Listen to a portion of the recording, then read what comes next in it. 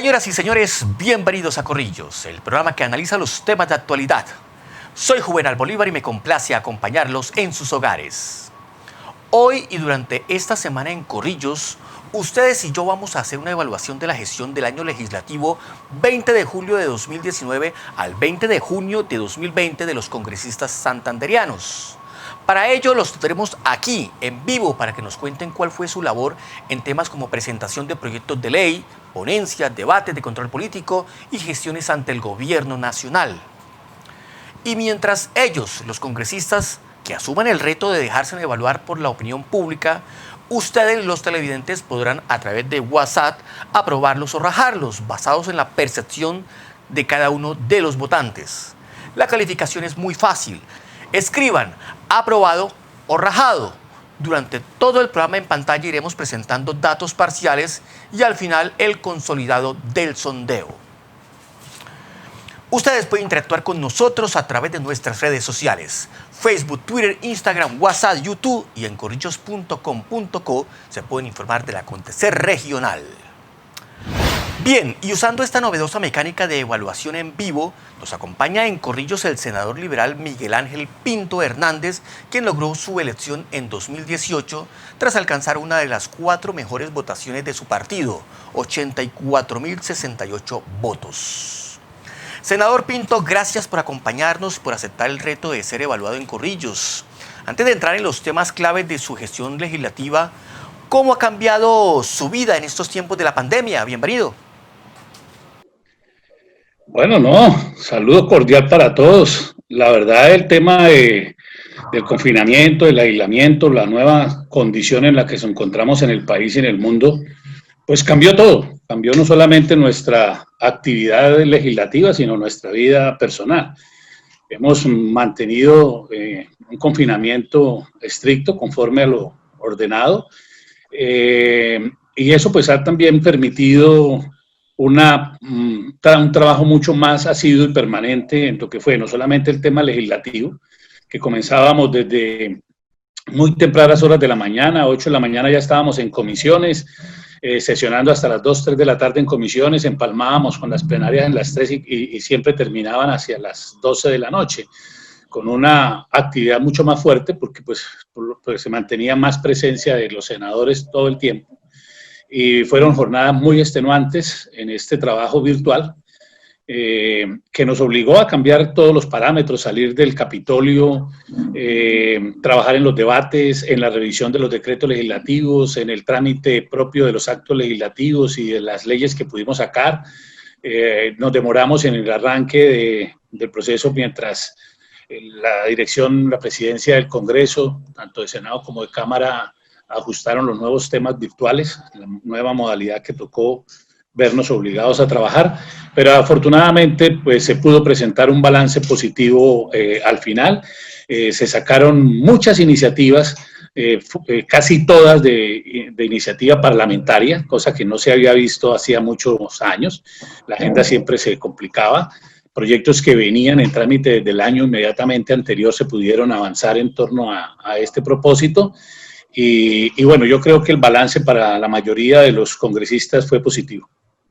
Bien, les recuerdo a los televidentes que ya pueden comenzar a votar. Escriban una de dos: aprobado o rajado. Durante todo el programa en pantalla iremos presentando datos parciales y al final el consolidado del sondeo. Senador Pinto, ¿se aprobaron realmente? Usted nos decía que la agenda fue principalmente de tipo parlamentaria, las iniciativas fueron principalmente de los congresistas, pero las que estaban proyectadas, las necesarias, ¿se aprobaron o se quedó algo importante en el tintero? No, hay unos trámites que son urgentes para el país que íbamos a iniciar desde el 16 de marzo y que por supuesto el inicio de la pandemia y el aislamiento desde el momento de la sesión quedaron estancados, el tiempo no daba para poderlo tramitar en la legislatura, son actos legislativos. Lo más difícil de poder sacar en el Congreso son precisamente las reformas constitucionales, toda vez que los tiempos son muy ajustados, no se pueden tramitar en extras. Como sí se pueden hacer con las leyes. Nosotros pudimos sacar adelante varios actos legislativos. Yo Me siento satisfecho porque 3 de los actos legislativos en los que participé hoy están incorporados a nuestra constitución política.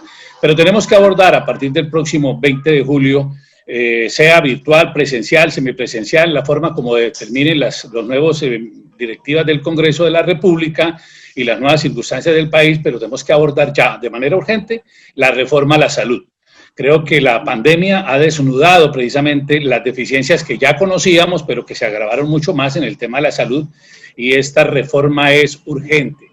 La mayoría de las bancadas supongo que van a radicar sus proyectos. Nosotros desde el Partido Liberal estamos trabajando el nuestro para radicarlo el 20 de julio y que se inicie esa discusión que va a ser ardua y difícil. El tema de la salud, la reforma a la justicia que habíamos firmado, no alcanzamos a radicar el 16 de marzo, se va a presentar también el 20 de julio, pero obviamente con algunas modificaciones en lo que tiene que ver ya con el trámite propio de la justicia en este nuevo sistema virtual que llegó. El mundo cambió y ahí tenemos que ajustarnos a esos nuevos parámetros, pero la reforma a la justicia es algo que es de manera imperante. Hay que cambiar el sistema electoral y por supuesto también una reforma política a los nuevos tiempos. Hay que empezar a pensar ya, y estamos trabajando de hecho en eso, en que el proceso electoral de aquí en adelante no se haga en un solo día, que se pueda trabajar en varios días, bien puede ser por género o por edades o por cualquiera de las circunstancias que permitan que no hayan aglomeraciones en los procesos electorales. Mientras se avanza desde la reforma electoral, que ya ha sido también radicada por el señor registrador, en la posibilidad de las votaciones virtuales en su momento, cuando ya se den las circunstancias para ello.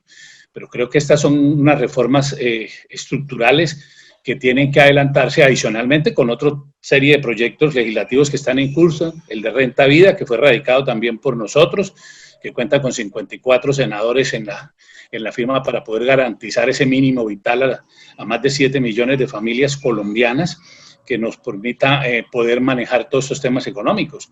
Y, por supuesto, insistiremos, como lo hemos venido haciendo desde el Partido Liberal, para la eliminación del IVA del 19%, para que la pudiéramos sustituir con un impuesto al consumo del 8% para los mismos elementos, los cuales le garantizan al Estado el mismo ingreso, no van a tener un déficit fiscal, pero sí le estamos ahorrando a los colombianos 11 puntos en el pago de cada una de las compras. Y con eso evitamos todo lo que ha ocurrido con estos temas de los días sin IVA y podemos devolverle la capacidad adquisitiva a los colombianos los 360 días del año y no solamente 3 años sin IVA.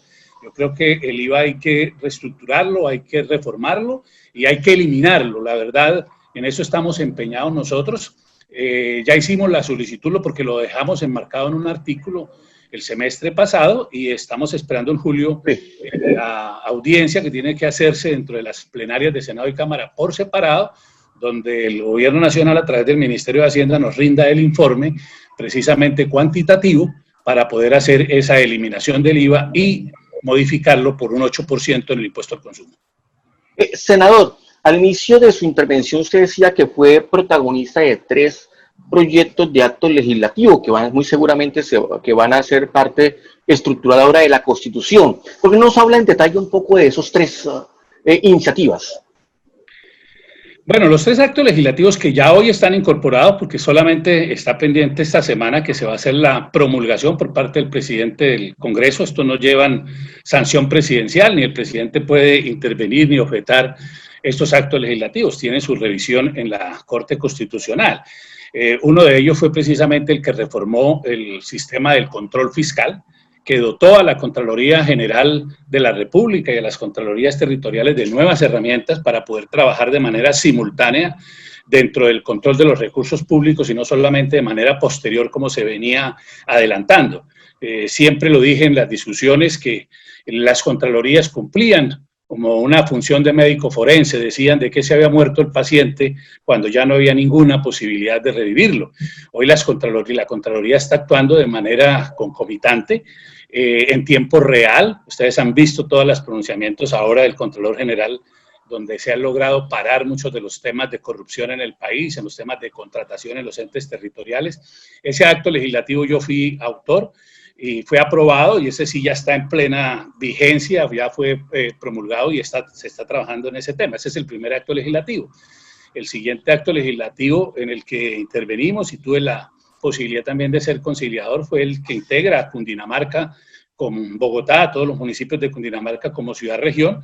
Es el epicentro del país, el centro nuestro de desarrollo, y obviamente esto le da unas facultades mucho más importantes para que toda esta gran región del centro del país se pueda integrar en una nueva fórmula. Este está solamente pendiente de la promulgación. Y el pero, senador, ¿qué fórmula es? ¿Área metropolitana? ¿Qué distrito? ¿Qué va a ser? No, es una figura nueva que se crea como región, donde se le permite la integración a todos los municipios del departamento que quieran hacer parte de él. Cundinamarca tiene 117 municipios con Bogotá. Normalmente los municipios de Cundinamarca han sido vistos como la despensa agrícola de Bogotá, como el patio trasero de la capital, y obviamente Bogotá es la que tiene los temas de los recursos, pero el desgaste lo sufren son los municipios de Cundinamarca. Hay regiones como esta que están muy cerca, el Tolima, que se integran precisamente con Cundinamarca.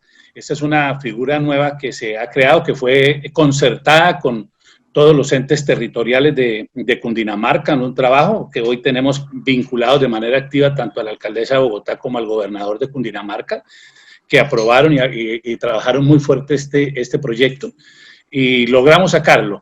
Hoy estamos solamente a expensas de la promulgación por parte del presidente del Congreso. Y el tercer acto legislativo, pues ha sido un acto legislativo muy sonado en Colombia, que fue el de la prisión perpetua.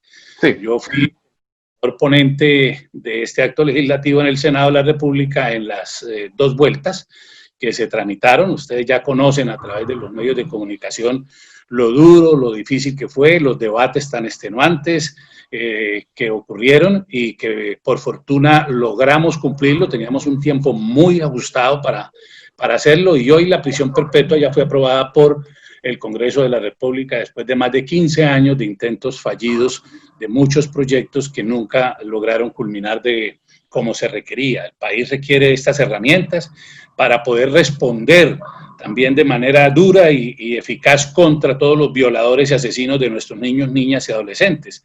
Después de todas las críticas, incluso en la discusión, hoy los mismos opositores de la medida lo reconocen después de haber visto los casos que han ocurrido con miembros de la fuerza pública, de soldados, tanto en el Guaviare. Ahora se están investigando nuevos casos en torno a esto, donde se hace uso del uniforme para poder poner en esta situación de indefensión a las niñas y los niños víctimas de este gran flagelo. Las penas por el acceso carnal violento solamente llegan a 30 años hoy en Colombia. La prisión perpetua nos permite poder llegar mucho más fondo y que la sociedad responda de una manera enérgica frente a este tipo de delitos cuando las circunstancias lo ameriten. Haber participado en esta discusión de este acto legislativo de la prisión perpetua en mi condición de coordinador ponente, pues exigió un trabajo muy fuerte de convencimiento a los senadores, de cifras, en fin, para poderlo lograr, pero lo logramos. Y hoy es parte ya de nuestro ordenamiento, queda solamente, como lo digo, pendiente la promulgación por parte del presidente del Congreso, que lo hará seguramente esta semana, y empezaremos a trabajar de una vez en la ley que va a desarrollar esa prisión perpetua, que quedó establecido allá precisamente donde se establecerán todos los mecanismos de cómo va a operar, mientras esperamos, pues, por supuesto, el análisis de la Corte Constitucional. Sí, bueno, ya nos habló entonces donde usted tuvo como parte activa de los proyectos de acto legislativo. ¿Hubo autoría de parte suya en proyectos normales, ordinarios? Sí, por supuesto. Incluso estamos rindiendo en este momento el informe que debe ser de manera pública, hecho por cada uno de los congresistas, porque así se ha establecido que respondamos por todas nuestras actividades. Se va a publicar ya oficialmente el día de mañana en la página el informe nuestro. Si quiere se lo hago llegar, de todas las leyes, proyectos de ley y de actos legislativos en los cuales fui autor o coautor, o en los que participé como ponente. Varios de ellos hoy todavía están en tránsito para el próximo semestre, en leyes que ya han sido aprobados en algunas de los debates. Quedaríamos ahorita el 20 de julio pendiente de los debates que restan para que podamos incluirlos a nuestro ordenamiento. Y varios que pues necesariamente por tiempo no alcanzaron a ser tramitados, quedaron como 3 actos legislativos, varios que tenían que ver también con el tema de los delitos sexuales contra nuestros niños, niñas y adolescentes, la creación de los delitos del sexting, los delitos virtuales, por ejemplo, que por tiempo no se alcanzó a sacar el 20 de junio y por supuesto serán radicados nuevamente con algunas modificaciones el próximo 20 de julio. Este fue un semestre atípico, un semestre que no comenzó el 16 de marzo, sino que empezamos por el tema virtual hacia abril y ese mes perjudicó el trámite de muchos de los proyectos, como lo digo, sobre todo los de acto legislativo, porque los proyectos de ley pues finalmente no necesariamente tienen que ser tramitados en una misma legislatura, pueden pasar a la siguiente, tienen un periodo de 2 años para poder ser discutidos, incluso hasta en sesiones extras. Los actos legislativos no tienen esa posibilidad y cuando los tiempos no dan, pues habría que archivar los proyectos y volverlos a radicar el próximo 20 de julio. Ahí está el informe que estamos sacando oficialmente, se lo haré llegar todo el listado. Pero de los proyectos ordinarios en el que usted también está como autor y coautor, ¿cuál nos puede destacar? ¿Cuál cree usted que sea importante y que seguramente en esta o la próxima legislatura puedan convertirse en ley? Bueno, por ejemplo, mire, yo le voy a mencionar algunos que tengo acá en torno a esto. Nosotros presentamos también, este es un acto legislativo que, como le digo, los tiempos no dieron, que era por medio del cual hacíamos una modificación al artículo 44 de la Constitución Nacional en lo que tiene que ver con los delitos contra los niños, niñas y adolescentes.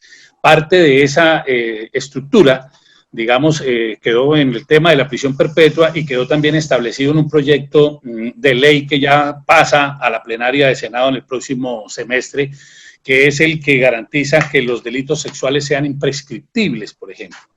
Que no haya ninguna posibilidad de prescripción para efectos de que hoy los niños y las niñas que están siendo violadas, que tenemos más o menos 3 casos por hora en Colombia, que obedecen como el tema del caso de los militares o en los colegios, que es muy frecuente que eso pase, o en los hogares con los padres, los menores no denuncian, no cuentan por temores, porque los pueden perfectamente obligar a que no lo hagan, pero cuando quitamos la prescripción, cuando estos jóvenes, estos niños se vuelvan jóvenes o adultos, puedan efectivamente denunciar esos hechos cuando se haya acabado esa presión que se tiene con respecto de los mayores. Este es un proyecto que está en trámite, el tema de la imprescriptibilidad y que recogía buena parte de lo del acto legislativo, pero lo queremos llevar a nivel constitucional. Le decía el del régimen del control fiscal, que ya fue aprobado, que es el acto legislativo que les hablo de las funciones de la Contraloría. Teníamos un proyecto que tiene que ver con la modificación del presupuesto, de tal manera que el Congreso no se convierta en un notario de la ley de presupuesto y de las reformas tributarias. Al Congreso de la República siempre le echan la culpa de las reformas tributarias y el Congreso no tiene ninguna posibilidad de modificar este tipo de proyectos si no es con el visto bueno del gobierno. Igual pasa con el presupuesto lo presenta el gobierno nacional, se discute, pero los congresistas no pueden hacer ninguna modificación si el gobierno nacional no le da el visto bueno. Es decir, que el Congreso actúa es como notario, pero asume la responsabilidad frente a lo ya aprobado. Lo que nosotros buscamos con esto es o se le da iniciativa de modificación al presupuesto y a las reformas tributarias del Congreso, o simplemente que sea el gobierno el que lo adopte mediante decreto y el Congreso le haga el control político que se le corresponde. Pero de ninguna manera podemos seguir actuando como simples notarios, donde lo que nosotros planteamos desde las regiones, desde la problemática de nuestros departamentos y municipios, no pueda ser considerado si no lo aprueba el gobierno nacional. Senador, permítame un segundito, vamos a unos mensajes y ya seguimos con el listado de proyectos de su autoría y coautoría. Es el senador Miguel Ángel Pinto, quien ha aceptado el reto de ser evaluada su gestión en vivo aquí en Corillo. Ya seguimos con él. A ustedes los invito para que sigan votando a través del WhatsApp y escriban aprobado o rajado, evaluación al senador Pinto. Al final del programa presentaremos el consolidado del sondeo. También pueden interactuar con nosotros a través de Facebook, Twitter, Instagram, WhatsApp, YouTube y en corillos.com.co se pueden informar del acontecer regional. Mensajes y ya regresamos.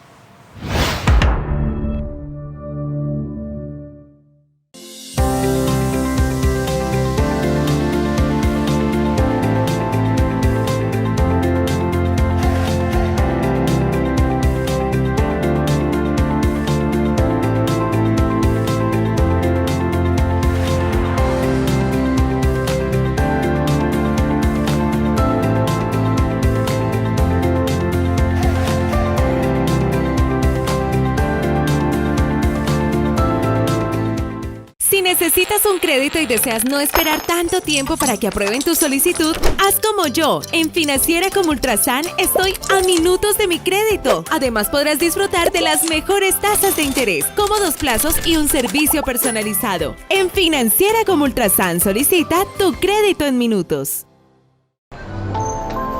Mami, ¿por qué no me dejas salir al parque? Hija, porque te amo, porque me amo y debemos protegernos.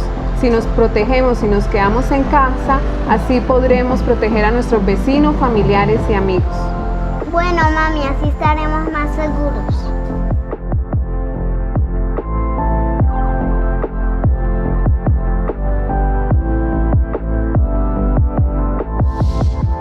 Girón crece con Carlos Román Alcalde.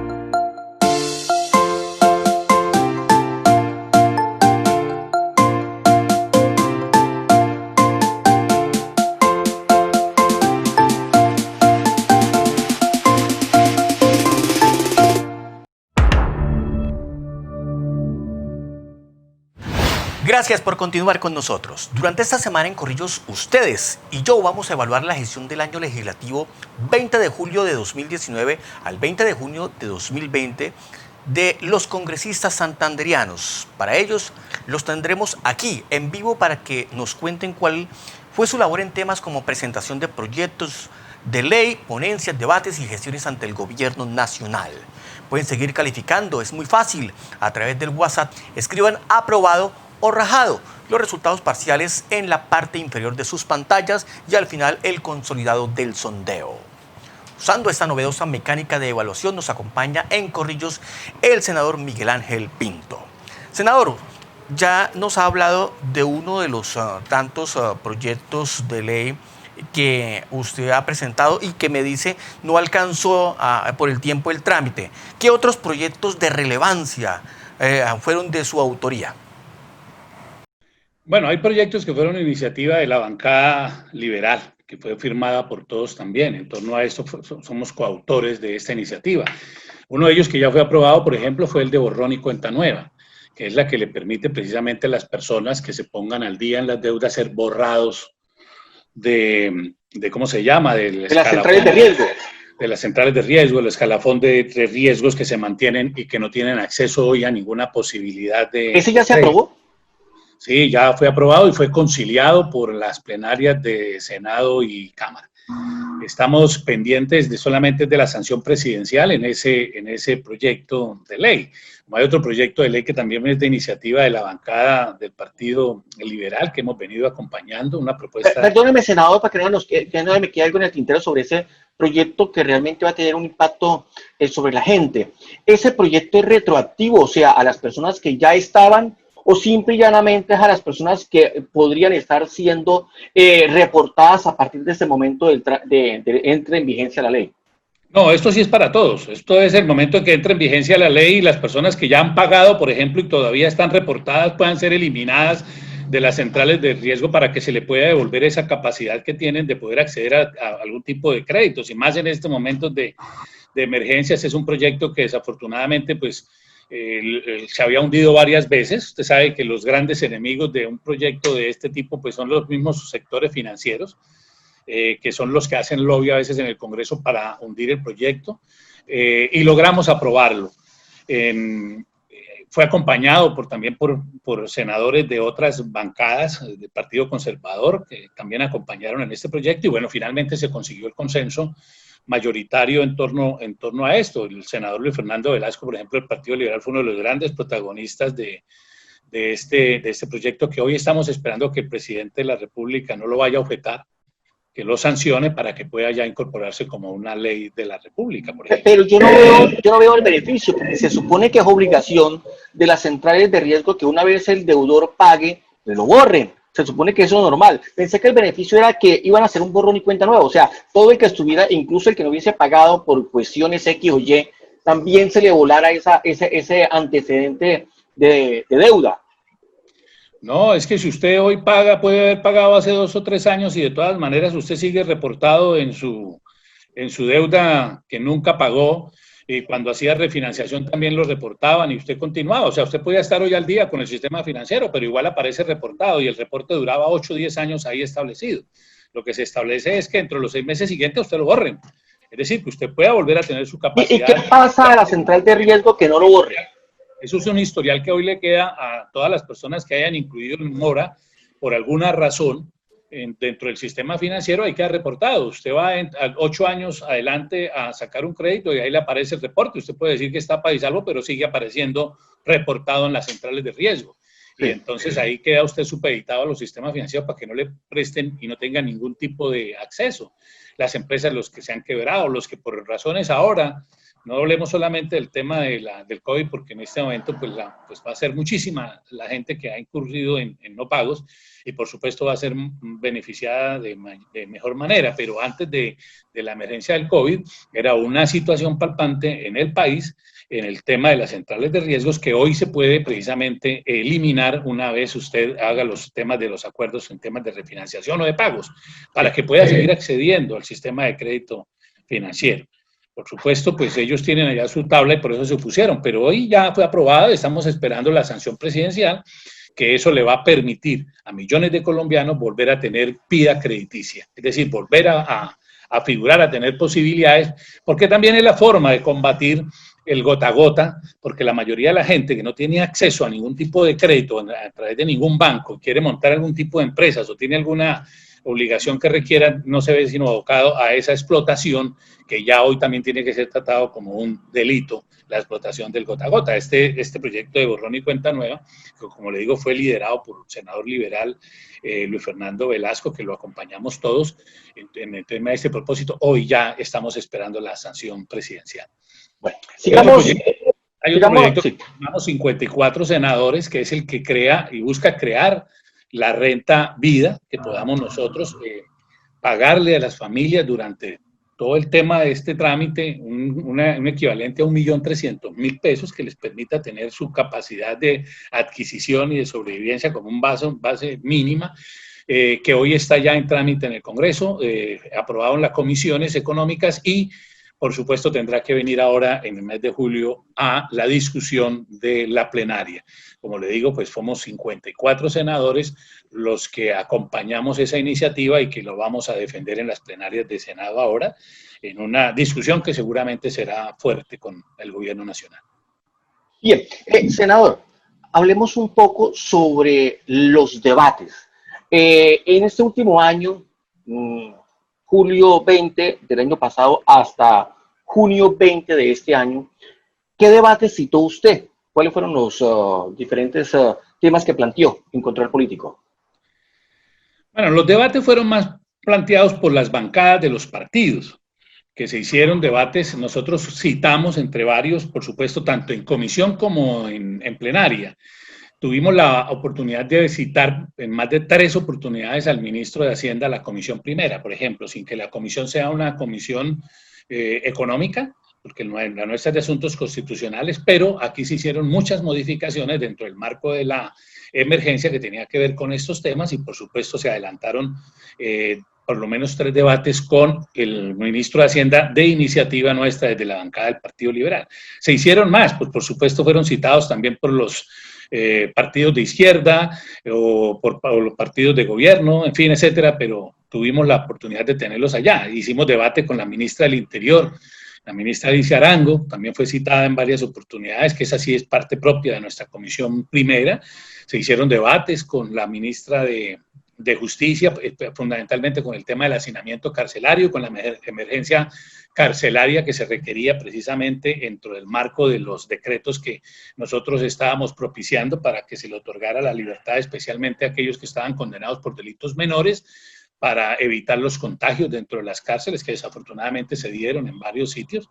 Estos debates se hicieron al interior de la Comisión Primera, pero muchos de ellos también fueron hechos en la plenaria del Senado, porque senadores de otras comisiones querían que lo discutido por nosotros en nuestros debates también se adelantaran en la plenaria, toda vez que pues, esto es un tema de interés nacional.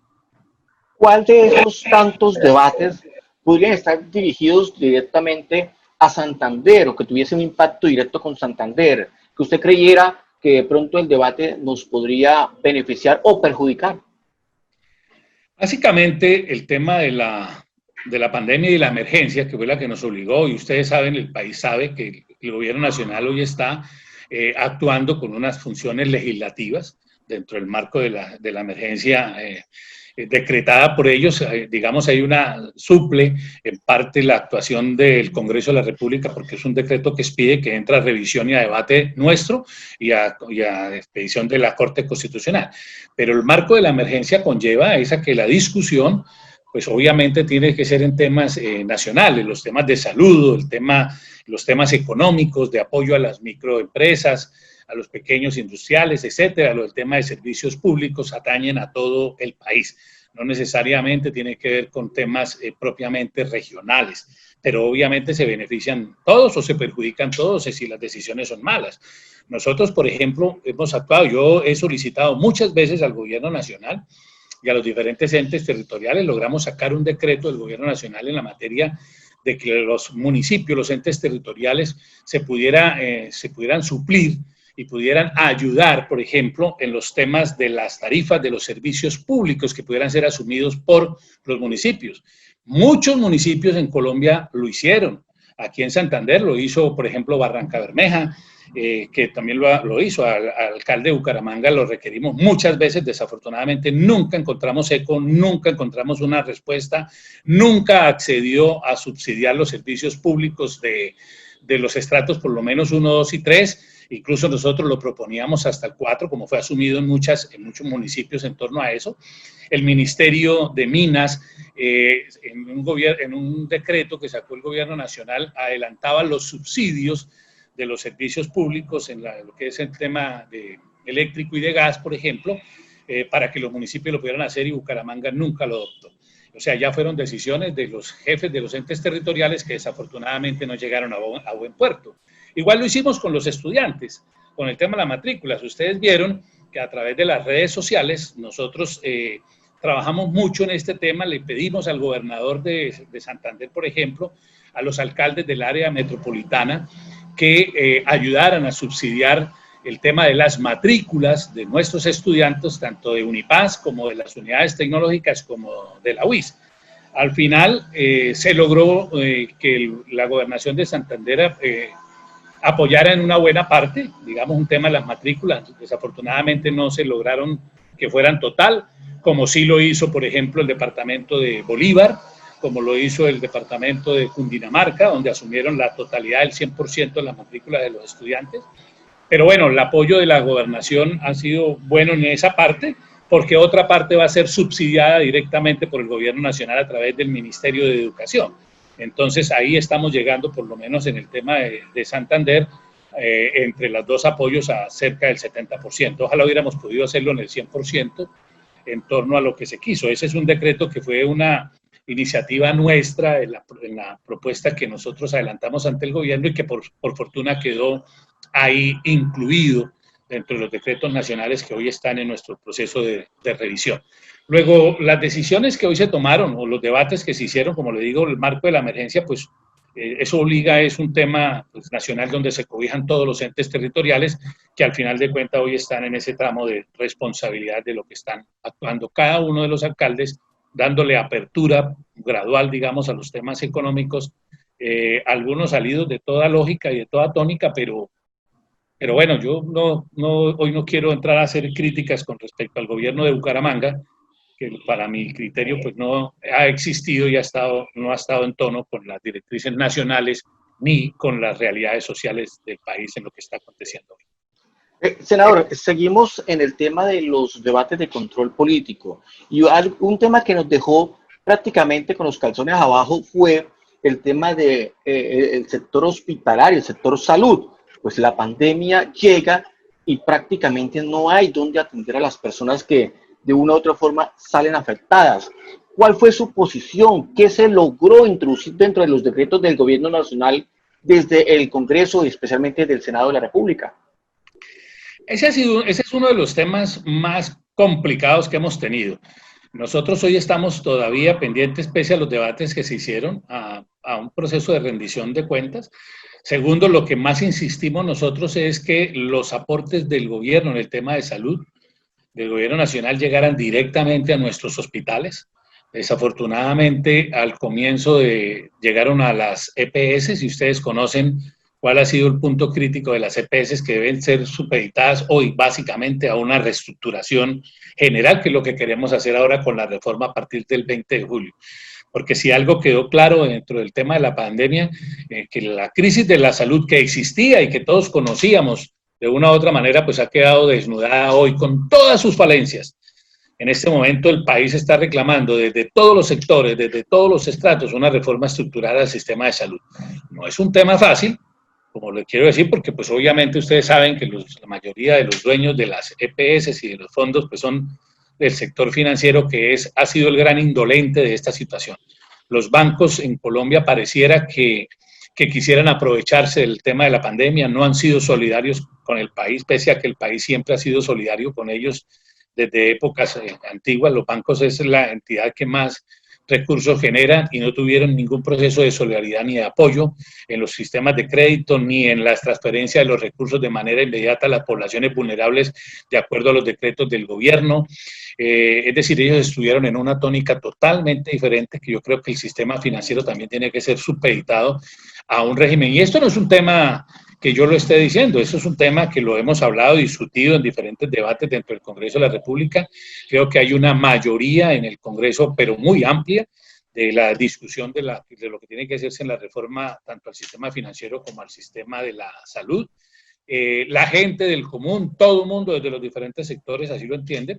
No es posible que hoy se estén muriendo nuestros médicos con 5, 6, 7 meses sin que les estén pagando su remuneración, pero ellos, su sueldo, y ellos sí trabajando de manera fuerte, por ejemplo, como lo que aconteció con el médico del Chocó, etcétera, que no estén llegando las transferencias directamente a nuestros hospitales, que las EPS todavía les estén adeudando unas sumas muy fuertes y muy grandes a los hospitales, que los llevan casi que al punto de quiebra, cuando hoy lo que requerimos es una salud fuerte, con recursos, con apoyos, y que hayan los recursos y que los recursos se estén quedando en manos de los intermediarios. Esa es la gran reforma y ese es el gran reto que tenemos que asumir el 20 de julio. Senador, la última de este segmento tiene que ver con el Plan de Desarrollo Nacional. Con el tema de la pandemia, seguramente ustedes en la plenaria del Senado tuvieron que haber analizado si se cambian las metas, si se cambian los programas, porque seguramente muchas de las cosas planteadas en el Plan de Desarrollo hace 2 años, seguramente hoy no se van a cumplir. ¿Eso se trató? ¿Qué modificaciones usted cree que se deben hacer? Bueno, el plan de desarrollo, como usted lo dice, fue aprobado antes de empezar el tema de la pandemia. Se trabajaron en 2 campos fundamentales. Primero, hacerles lograr entender hoy a los jefes de las entidades territoriales, gobernaciones y alcaldías que apenas comienzan su periodo, que estaban en trámite del plan de desarrollo, que el COVID cambió totalmente la visión, que había muchas cosas de temas de desarrollo, de obras de infraestructuras, etcétera, que necesariamente tenían que aplazarse para poder hacer un proceso de inversión de esos recursos dentro del marco de lo que va a pasar en la emergencia, porque la emergencia o el COVID no va a durar un mes, va a durar todo este año y seguramente todo el año entrante. Eso no es un tema que lo vamos a solucionar en un mes, y por lo tanto todos los planes de desarrollo desde el punto de vista regional tenían que ser adaptados. Lástima grande que muchos alcaldes, incluido el nuestro, no haya tomado esos correctivos. Desde el punto de vista del plan de desarrollo nacional, pues tiene que presentarse por el gobierno ahorita un cambio de parámetros en torno a eso, que tendrá que llevarse al Congreso, porque es el Congreso de la República el que tiene que aprobar esas modificaciones dentro del nuevo esquema. Ahorita estamos trabajando dentro de unas facultades que tiene el gobierno nacional y una vez terminen esas facultades, que no pueda ya expedir ningún tipo de decreto, que por ahí por donde se han hecho algunas adecuaciones, todo ello tiene que llegar al Congreso de la República para que podamos insertarlos o en una ley o derogarlos si es que consideramos que no han sido suficientemente capaces de solucionar el tema de la crisis o no están ajustados a nuestro ordenamiento. Senador Miguel Ángel Pinto, gracias por aceptar el reto de ser evaluada en vivo. Su gestión legislativa del último año, ya seguimos con usted. A ustedes los invito para que sigan votando. Evaluación al senador Pinto. Al final del programa presentaremos el consolidado del sondeo. También puede interactuar con nosotros a través de Facebook, Twitter, Instagram, WhatsApp, YouTube y en corrillos.com.co se puede informar del acontecer regional. Mensajes y ya regresamos.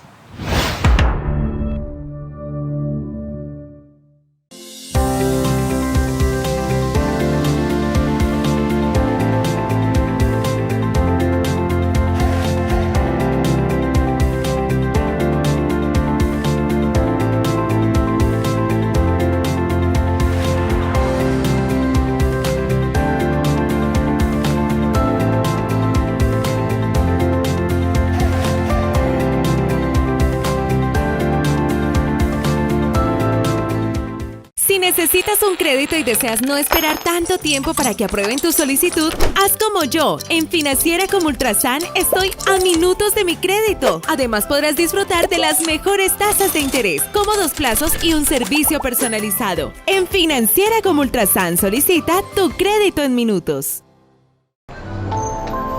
Mami, ¿por qué no me dejas salir al parque? Hija, porque te amo, porque me amo y debemos protegernos. Si nos protegemos y nos quedamos en casa, así podremos proteger a nuestros vecinos, familiares y amigos. Bueno, mami, así estaremos más seguros.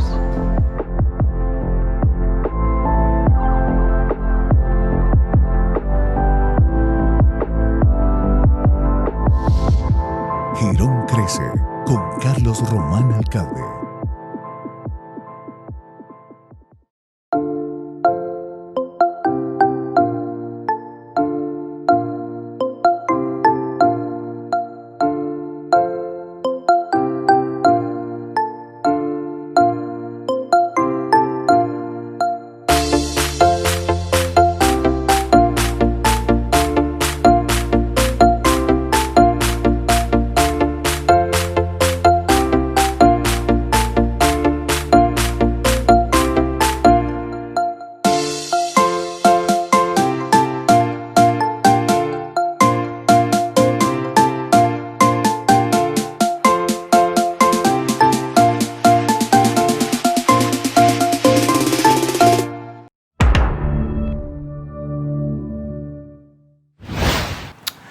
Gracias por continuar con nosotros. Durante esta semana en Corrillos, ustedes y yo vamos a evaluar la gestión del año legislativo 20 de julio de 2019 y 20 de julio de 2020 de los congresistas santanderianos.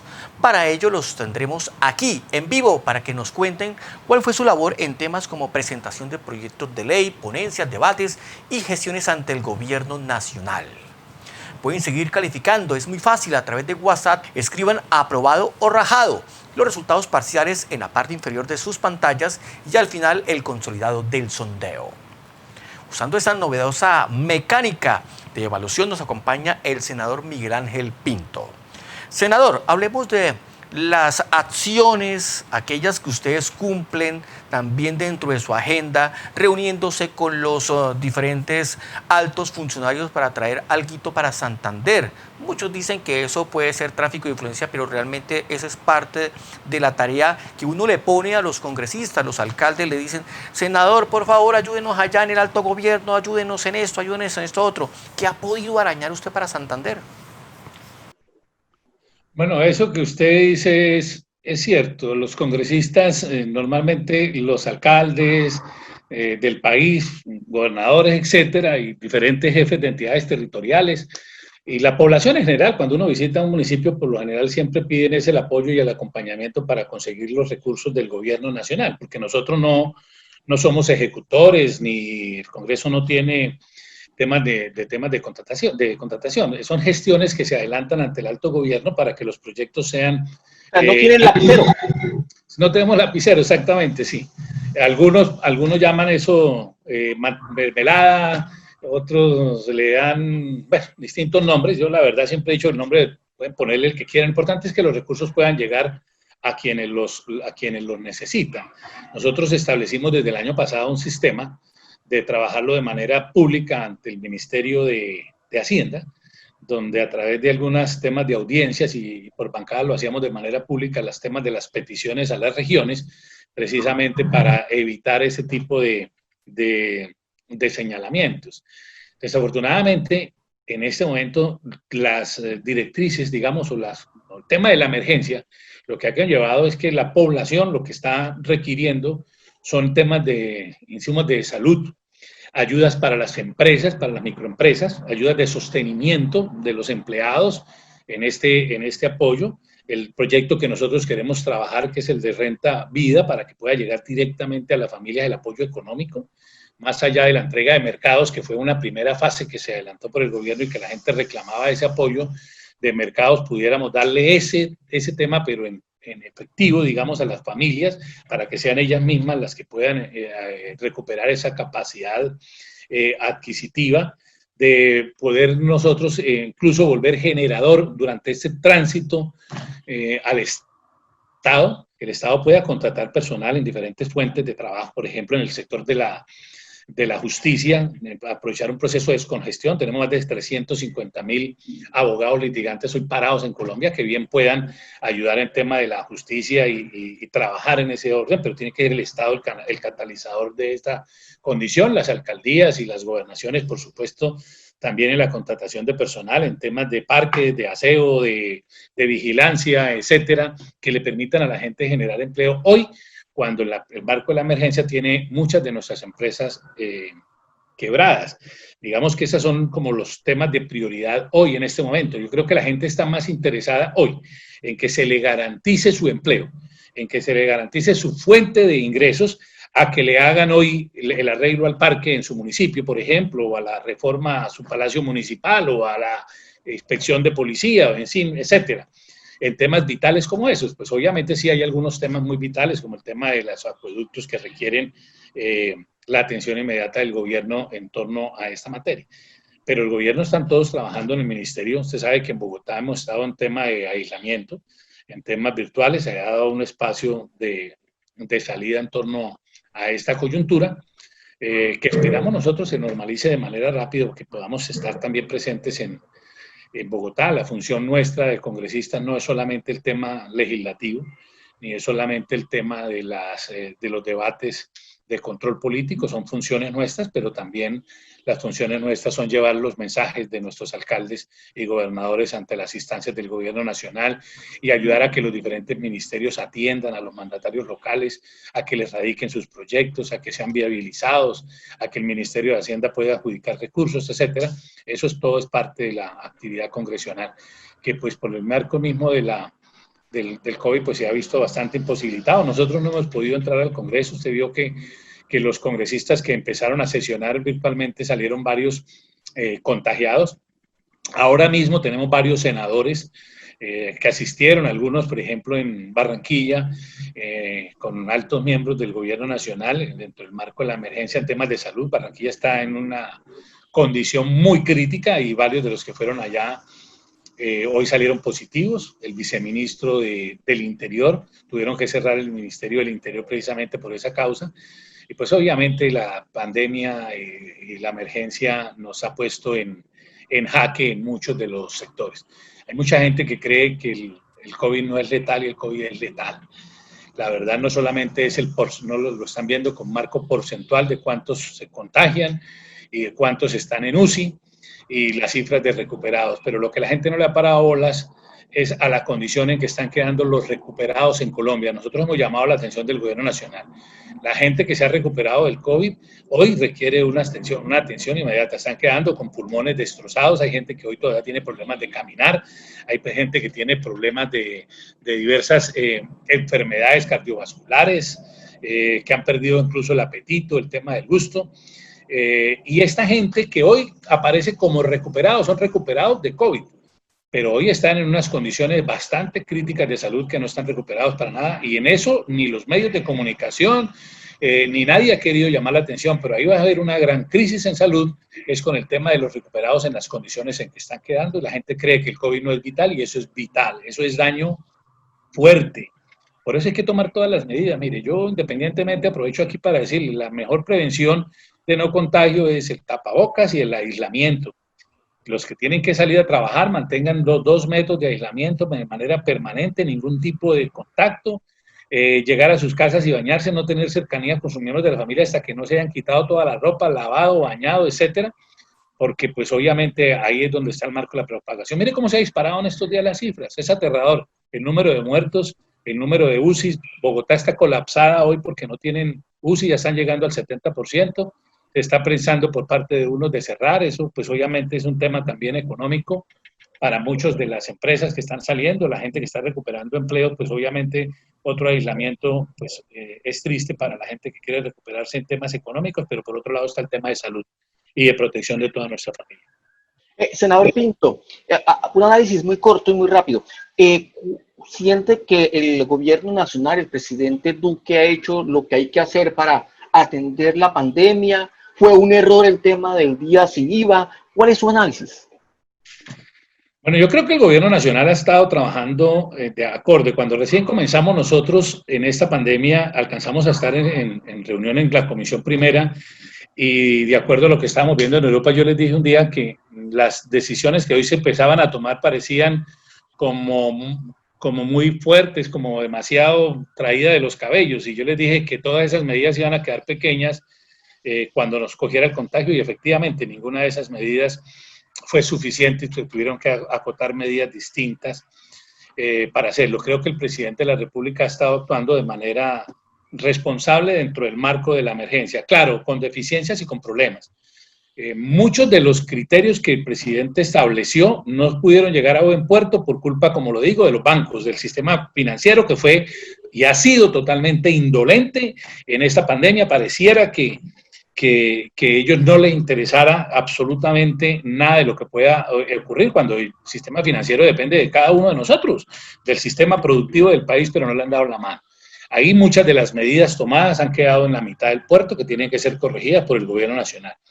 El tema del IVA, como salió la vez pasada, en mi criterio, desde el punto de vista de salud, fue un fracaso completo. Desde el punto de vista económico, pues los empresarios dicen que fue un gran éxito porque movieron mucha mercancía, porque lograron ventas fuertes, pero hoy estamos viendo los resultados de haber salido de esa manera a la calle con el alto índice de contagiados y de muertes en torno a eso, y yo no creo que la vida tenga ese precio de rebajarse unos pesos en el tema del IVA. ¿Qué se está pidiendo al gobierno? Que en los días que restan, pues se están tomando algunas medidas. A mí no me parece que tengan que sacar el tema de electrodomésticos o cosas del mercado, trabajarlo de manera virtual, de pronto, pero la mejor solución es la que nosotros estamos planteando, Juvenal, y es que se elimine el 19% del IVA a todos los productos, el IVA desaparezca en Colombia y se sustituya por un impuesto al consumo en esos productos del 8%. Le estamos devolviendo la capacidad adquisitiva a todos los colombianos los 360 días del año. La gente no tiene que salir solamente 2 o 3 días para ahorrarse unos pesos del IVA, porque de hecho nos lo vamos a rebajar en un 11%. El 8% del Impuesto Nacional del Consumo recupera exactamente hoy lo que son los ingresos del IVA en la nación. Senador, la última y nos vamos, como dice el borrachito. Frente al tema de la misma pandemia y el tema de gobernabilidad, ¿le ha gustado cómo ha realizado su gobierno Mauricio Aguilar en Santander? ¿Qué aspecto le preocupa? ¿Qué aspecto le alaba? Bueno, definir hoy, digamos, el comportamiento de nuestros mandatarios, y no solamente me refiero al gobernador de Santander, sino a todos los gobernadores del país, pues obviamente tenemos que cambiar el sistema de evaluación, porque hoy no le podemos pedir a un mandatario en términos normales cómo eran los procesos de ejecución, de plan de desarrollo, de ubicación, porque el tema del COVID pues, nos sacó totalmente de ese contexto. Pero creo que ha estado a la altura de la emergencia, de lo que hoy ha acontecido. Creo que ha estado al frente de la situación, ha estado poniéndole la cara a las condiciones, tomando las medidas de manera concertada con el gobierno nacional, acatando las disposiciones nacionales. Por lo menos se ha visto ese tema del interés, y creo que lo ha hecho bien. al punto que le ha tocado suplir muchas de las deficiencias que tiene hoy la alcaldía de Bucaramanga, una alcaldía totalmente desaparecida del panorama, también está en otro mundo, no sabe lo que está sucediendo en la ciudad, la complicación con los temas de los migrantes venezolanos, que ha venido siendo apoyada por la Gobernación de Santander, porque en Bucaramanga no se ha existido esa fuente, el tema de los apoyos a nuestros estudiantes, como lo digo, de la UIS, de las unidades tecnológicas, de Unipaz, que el gobernador de Santander le ha dado la mano en una buena parte, mientras que la administración municipal ha estado totalmente ausente. Creo que ha estado a la altura y esperamos que, por supuesto, lo pueda hacer mejor. Nosotros hemos expresado nuestra disposición permanente a todos los alcaldes y al gobernador de acompañarlos en lo que requieran, porque esa es nuestra función, independientemente de las diferencias políticas que podamos tener con un alcalde o con un gobernador, o de estemos en orillas distintas o parecidas o qué sé yo, la función nuestra es ayudarle a toda la comunidad. Y estamos dispuestos. Yo le he escrito muchas veces al alcalde de Bucaramanga, aquí estoy, queremos hacer esto. Y la verdad es que ni siquiera hemos obtenido una mínima respuesta de cortesía de decir que no le interesa. En cambio, por el lado de la gobernación, pues nos han invitado en algunas sesiones por esta misma vía de sesión virtuales, aquí por el Zoom, etcétera, a trabajar en algunos temas con el gobierno nacional, y ahí hemos estado y estaremos dispuestos a colaborarles a todos independientemente de todo, porque el problema nuestro es todo el departamento y es todos nuestros municipios. Bien, senador Miguel Ángel Pinto, gracias por aceptar el reto de ser evaluada en vivo su gestión legislativa del último año. Un saludo también para Claudia allá en la casa y a su pequeña hija. Bueno, muchísimas gracias. Igualmente un saludo para usted y para todos los televidentes de parte también de ella y de la familia. Mil gracias, que Dios los bendiga. Y atención, esta es la calificación alcanzada por el senador liberal Miguel Ángel Pinto. En total, a través de WhatsApp se recibieron 893 votos, de los cuales el 64% dijo aprobado, mientras que el 36% lo reprobó. A ustedes, gracias por interactuar a través de nuestras redes sociales: Facebook, Twitter, Instagram, WhatsApp, YouTube, y en corrillos.com.co se pueden informar del acontecer regional. Soy Juvenal Bolívar y los espero en el programa que analiza los temas de actualidad. Corrillos, chao, chao.